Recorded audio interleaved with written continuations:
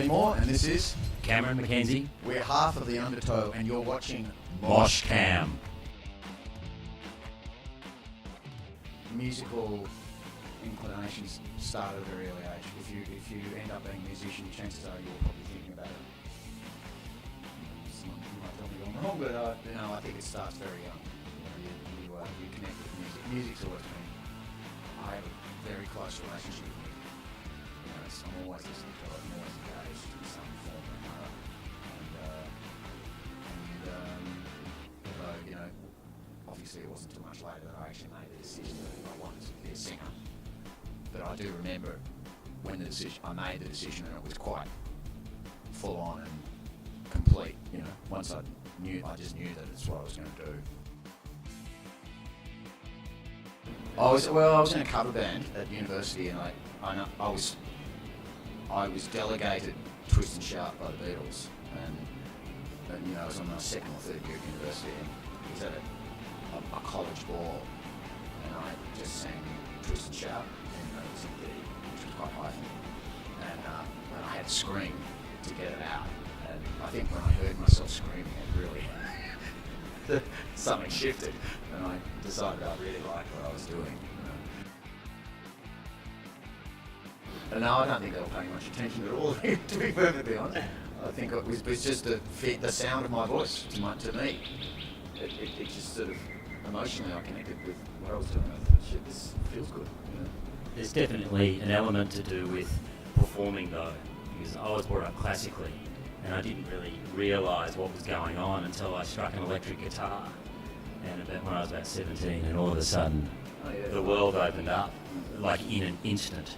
And what happened was people looked, and I thought that was quite gravitational.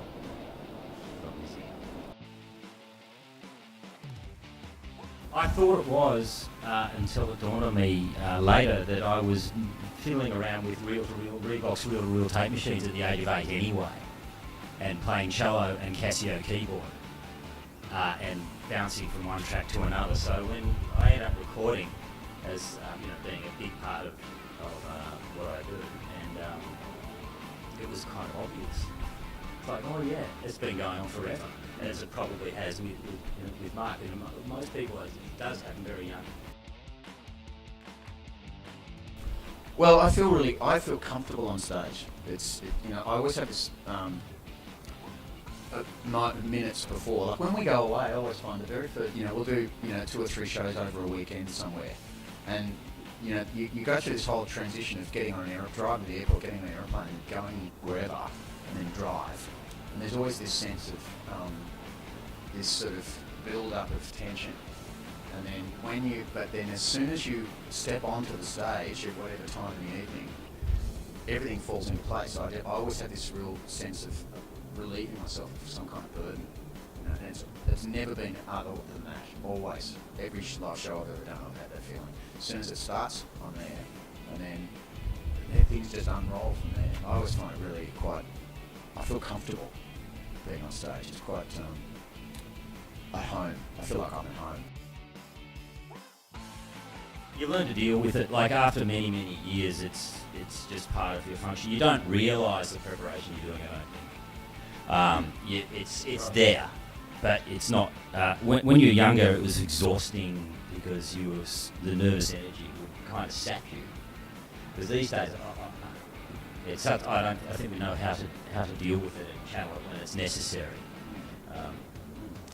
And the rest of the time, thankfully for the internet and wireless devices, things aren't too boring.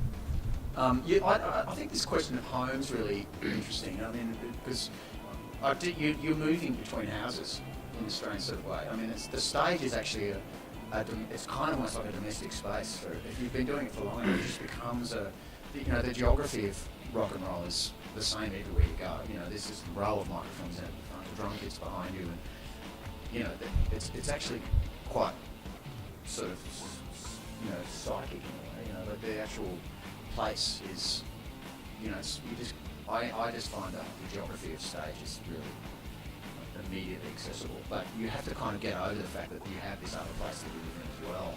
And I suppose moving between is the big challenge emotionally. But But I'm not sure whether people end up coping with that in the long run. But I've found it quite, especially in the last few years, it's getting older. It's just becoming progressively easier. I think just understanding what that process involves. It was drawn out over a very long period of time, and the Undertow tours pretty steadily. I mean, we have a fairly open plan as far as gigging is concerned. We'll go out and tour for this record, but the repercussions of that will just sort of echo in the subsequent 12 months or so. And this record will be around for quite a while. Finding time to write and record material is actually a bit of a challenge. So we just came up with this process of going out to really obscure rehearsal rooms that we hadn't rehearsed in before, and just booking into them and just playing, and I might have had a rudiments of an idea, or try this, what do you think, but the idea of actually moving out around the suburbs of Melbourne, I think, was a really interesting process, because it dislocates you and it gets you into that, rather than just going to the same way all the time or going to the one that's just around the corner, getting a real sense of having to move from one place to another, and seeing how that process affected your emotions when you're in the room, strap in, plug in, whatever, and start playing, and all of that can actually matter quite profoundly, don't you think? We said before we embarked, it takes about 2 years of thought from Mark, and supported by the band, and he's sort of going through the process, the writing dilemmas and the pain, and I remember we had the discussion before. It was like, this is gonna hurt, because if it doesn't, it won't be any good. Yeah. So as always, it's like a kind of a whole book, and you start rehearsing and you jam and blah blah blah, and then you form relationships with ideas and songs, and then they won't work and you have to discard them, and that's painful. And then it's you could write a whole book on the psychological journey of creating a record. I think that's what might give it some sense of reality and impression, as opposed to something that's just sort of flippantly brought out, like the guy from Wallflowers, or whatever, he writes 10 songs, next 10 songs he writes, that's the record. Yeah. No pain. There's a huge range in the record, stylistically, apart from anything else. It's just, it covers country, folk, blues and funk, there's so many different musical genres in it, that the band kind of, we've all played all that stuff for a long time, like each of us, and we've had a lot of experience as musicians. And so the key issue in the end was creating the environment recorded in. That was really important for us, I thought. We really talked a lot about that, like working out how we were going to record it, what kind of space was going to make us feel right, and so it actually got made in 2 separate locations, and a lot of the stuff that we demoed in the beginning we ended up using, because the energy was great. And the word energy, I reckon, is really important too, because people, it's so easy to make records now, with good sounds that don't have energy.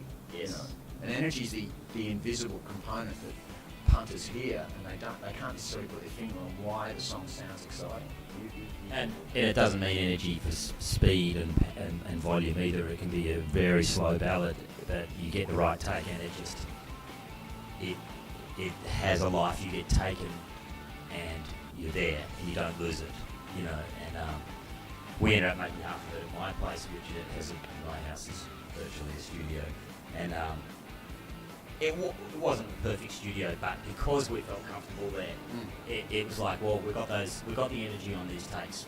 Yeah, and then we did them at a flash studio, and we went, well, they sound bigger and thicker, but they're not as good. Yeah. There's a thing that you do where you question things. Sometimes it's just, there's nothing to be gained by questioning. You ask yourself questions. We were talking about this earlier today. I mean, how good was the performance? And even if it's so patently obvious that it's exactly right and it's really energetic and exciting, you still question it. And that dialogue is just completely, sometimes it's just pointless. I remember that gig we did at Rubber Glen, doing that support to Paul Kelly, and we did this gig at one of those big stages there, and it was just, it was monstrous. It was really, we just sort of feel like it was a show. Jesus, this is really good, It does happen, you know. You just get this out of body feel, and shit, this is really exciting. It doesn't happen very often. It's normally pretty good. But sometimes that happens, and it's a real payoff. I've written collaboratively, obviously, and writing is. I just think writing is. It's an incredibly movable feast. The quality and greatness in songwriting is just this chimera. You just got to constantly need very simple rudimentary elements and find absolute simplicity and emotional truth, and that's what you're after. And you can need it and push it around, and every so often something just there it is, and suddenly pops up. I found it. And you instantly recognise it. And the more experience you have, the better you get at actually recognising the quality. Grabbing it when it's there and not letting it go. It'll go down. But I listen to. I just have a really random, eclectic kind of sense of quality in other people's music. I just get addicted to certain songs for a while, and they just become. I just play them, play them, play them. I've been listening to Sarah Bareilles' Manhattan, that song Manhattan. You can have Manhattan. And it's just like, oh my God, the piano starts off.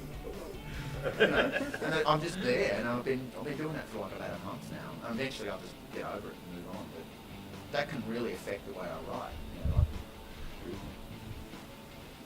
I think that collaborations are kind of okay, but they're like ships passing in the night. It doesn't really have a lasting effect. Yeah.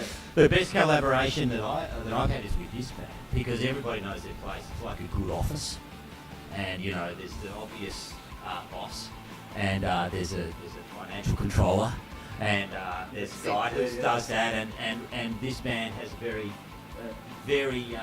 great core blokes who have a great way of interacting and not really stepping on each other's toes, and yet we can be abusive to each other, and it's okay as well. Yeah. We've got a lot of miles. We've got miles under our belt with this band. It's 8 or 9 years old with this lineup. Yeah, it never gets personal. And that brings It's never personal. We just, that's the key. Yeah, I think it's the experience as well. We've got to play together. Good tour. Yeah. There we go. That's it. Thanks. Thanks.